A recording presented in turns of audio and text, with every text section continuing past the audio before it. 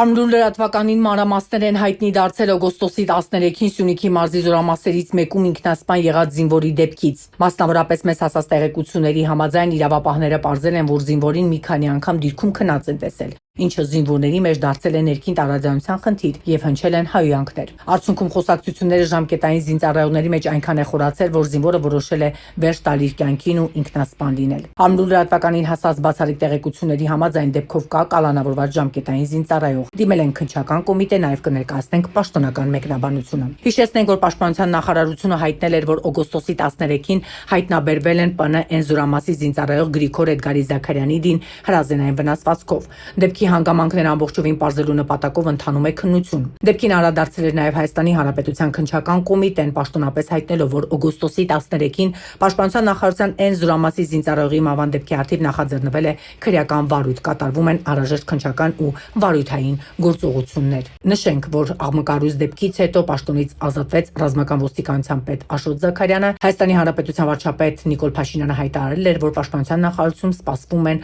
պաշտոնակություններ։ Կհետևենք իրադարձությունների զարգացմանը։